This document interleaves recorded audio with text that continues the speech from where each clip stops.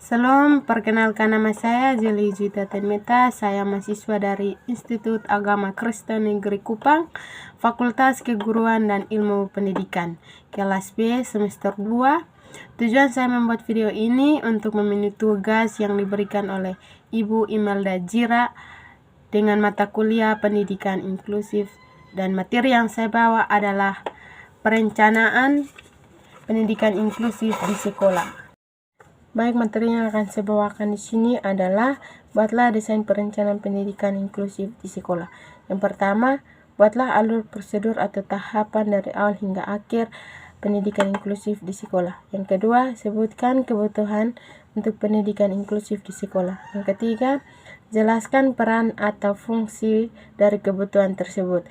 Yang terakhir, jelaskan kurikulum untuk pendidikan inklusif.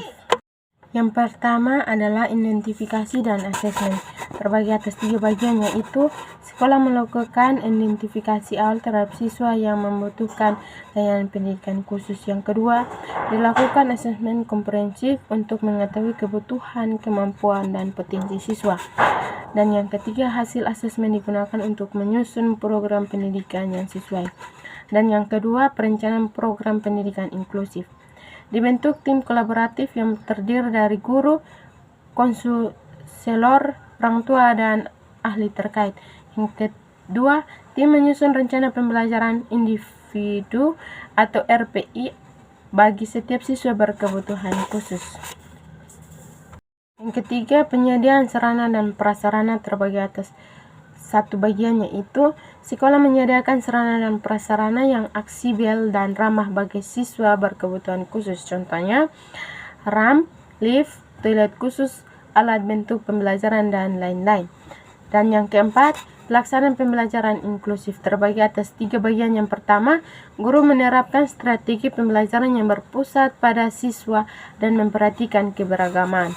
Dan yang kedua, guru memberikan akomodasi dan modifikasi sesuai kebutuhan siswa berkebutuhan khusus.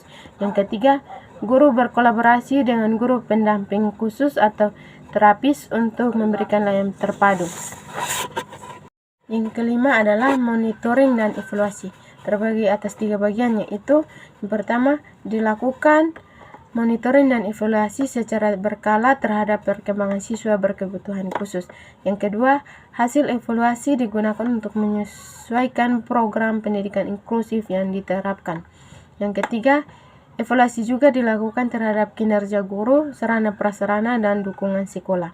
Yang keenam, peningkatan kapasitas. Terbagi atas 2 bagian, yaitu sekolah yang melakukan pelatihan dan pengembangan profesional bagi guru dan staf terkait. Yang kedua, tujuannya adalah untuk meningkatkan kompetensi dalam mengelola pendidikan inklusif. Berikut adalah beberapa kebutuhan penting untuk kebutuhan pendidikan inklusif di sekolah. Yang pertama, aksesibilitas. Yang kedua, kurikulum dan pembelajaran. Dan yang ketiga, dukungan dan layanan. Yang keempat, pengembangan profesional guru. Dan yang terakhir, budaya sekolah inklusif. Yang pertama, aksesibilitas. Peran dan fungsi memastikan semua siswa termasuk yang memiliki kebutuhan khusus dapat mengakses dan berpartisipasi secara penuh dalam kegiatan pembelajaran di sekolah. Yang kedua, kurikulum dan pembelajaran. Peran dan fungsinya adalah mengembangkan kurikulum dan metode pembelajaran yang fleksibel dapat disesuaikan dengan kebutuhan individu siswa. Yang ketiga, dukungan dan layanan. Peran dan fungsinya adalah menyediakan dukungan dan layanan yang komprehensif 294 tahun bagi siswa dengan kebutuhan khusus. Dan yang keempat, pengembangan profesional guru. Peran dan fungsinya adalah untuk meningkatkan kompetensi dan pemahaman guru dan mengelola kelas inklusif dan mengakomodasi kebutuhan siswa yang beragam. Yang kelima, pengembangan holistik. Kurikulum harus mencakup tidak hanya aspek akademis, tetapi juga aspek sosial, emosional, dan keterampilan hidup. Yang keenam, keterlibatan orang tua dan komunitas. Kurikulum harus melibatkan orang tua dan komunitas dalam proses pengembangan dan implementasinya.